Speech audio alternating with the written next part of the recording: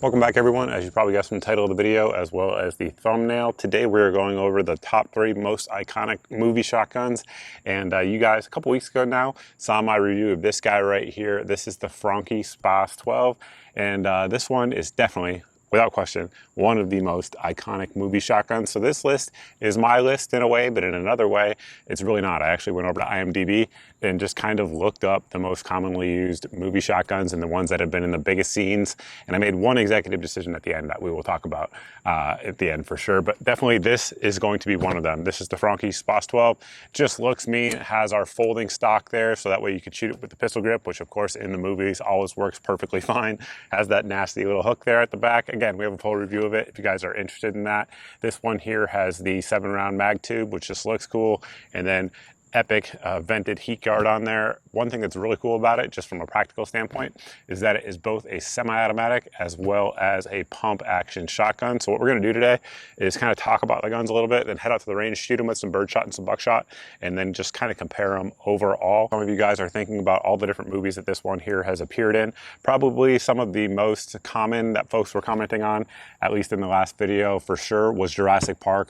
This definitely is the Jurassic Park gun, the dinosaur slayer, if you will. Additionally, RoboCop and many others, to include the Terminator series. There's a lot of different appearances of this shotgun in a ton of different movies. One of the most popular, and again, I do think it's just because it just looks so aggressive and so unique. And of course, they're not made anymore, so that definitely makes it collectible, particularly in this particular configuration.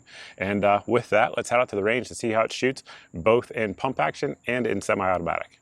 We're going to start out the shooting comparison here with the SPAS-12 in manual mode. It's really the only gun that we're going to shoot today that has the option to do both. And we have it loaded with some birdshot right now, and we'll see how she feels.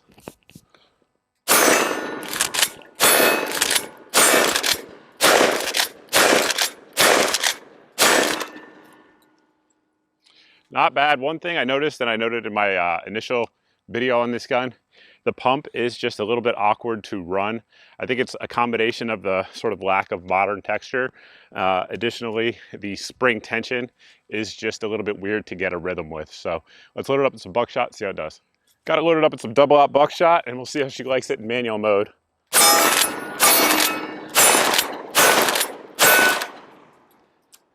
I legitimately have no idea why, but I think it's actually easier to run with the buckshot. I think the spring assist might help with that extra recoil of it, but yeah, definitely runs just fine.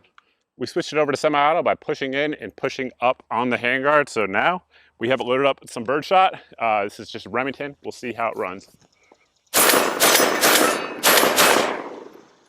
Runs it just fine. I've been pleasantly surprised with how well this gun runs birdshot in semi-auto. We got that full power buckshot in there from our friends at Firearms Depot, and we'll see how she likes it in semi-auto. We're using the shootsteel.com target downrange. It's a 10x12 and 3/8 inch. And it is like literally jumping with that buckshot. It hits with authority, and as you can see, recoil not all that bad, partially due to the weight of this gun. And the next gun up in terms of iconic movie shotguns is going to be this guy right here. This is the Benelli M4. This particular one is a relatively rare version of it. This is the H2O with the law enforcement restricted stock as well as the law enforcement restricted tube. Now, there have been several different editions of the H2Os over the years. This one actually has the nickel finish. A lot of them actually just have a Cerakoted finish on there. However, the Benelli M4, very popular in movies for a couple of reasons. Number one, it was adopted by the U.S. Marine Corps, so a ton of different war movies out there feature the M4 in it, which just absolutely makes sense, particularly in the GWAT era. And the reason it was adopted by the Marine Corps, probably more important, is that is a super reliable tactical shotgun. Honestly, pretty much anything you feed it, if it's going 1,100 feet per second or faster, is going to load and cycle reliably. I have untold numbers of rounds through this gun. I cannot recall having a single malfunction, at least not off the top of my head. But this one, again, has the adjustable stock, and a lot of the ones that come in are going to be the 1014 version, which is going to have the fixed stock on there. This one also has our ghost ring sights, has our optics mount on there as well. We do have an aim point on there. And obviously this one's been featured in a ton of different movies. Once again, we're seeing a theme here with the Terminator. It's definitely been in several of those. It's been in at least 2 John Wicks that I know of, John Wick 2 and John Wick 3. It's been in Bad Boys. It's been in a number of different movies as well. If there's any movies that I'm not calling out here that you guys can think of some of the guns that they have appeared in, definitely comment down below with the movie that you guys are thinking of with this M4. But with that, let's head out to the range and see how this guy shoots.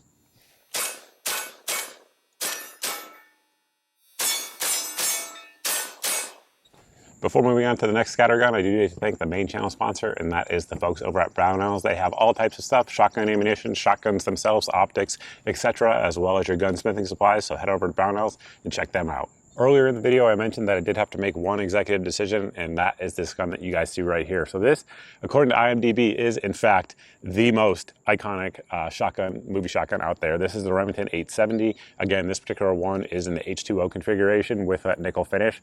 Obviously, the majority of the ones out there in the movies are going to just have the blued or Parkerized finish.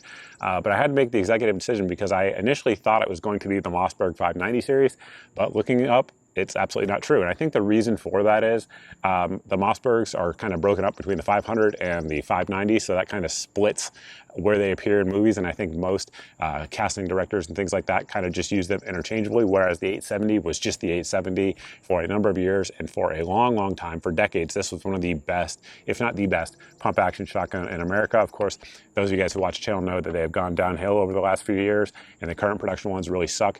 But for years, again, they were some of the best. And when this one was made, I believe this is a late 90s production. This was one of my home defense guns for years.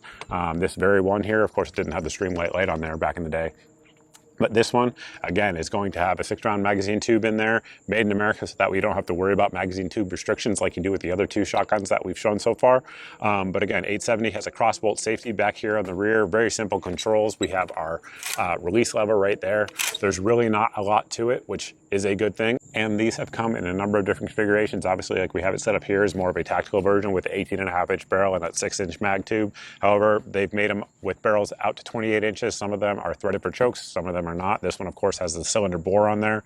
They've made them with pistol grips. And then, of course, the 870, historically speaking, has come in a number of different lines, with the base model being the Express, then the Wingmaster, and then the Police Magnum. This one here is a Police Magnum. However, the current production ones just come in 870. There's no different differentiating lines between them. But again, according to IMDb, this one right here is actually the most iconic movie shotgun. It has been in tons of movies. The one that comes to mind for me, particularly, is Training Day. It's one of my favorite movies. I'm not a huge movie guy, but Training Day, I've watched that a ton of times.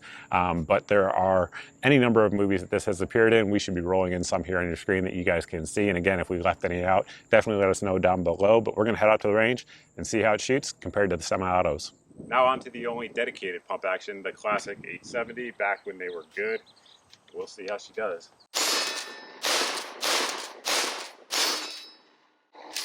I think with birdshot there, that's probably the lightest recoiling one, honestly.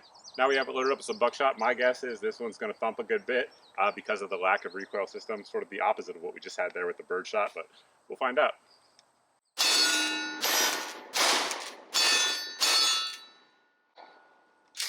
Yeah, my assumption there was correct. Whenever we're talking about comparing recoil on shotguns, it's always very interesting because there's just so many factors at play.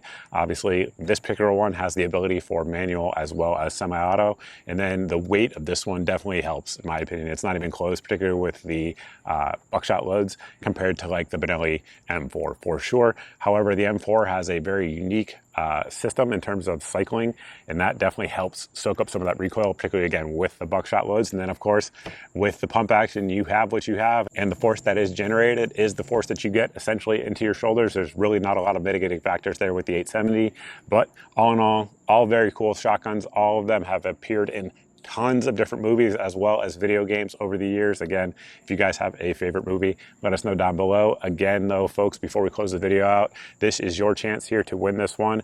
Again, check out fanofthem.com/gear before the end of the night. If you guys are watching this right now, head over there to enter, and good luck to everybody. I definitely am jealous of whoever gets to have this one because I don't have one. It's going out to you, and thank you all for watching. I look forward to seeing all of you in the next video.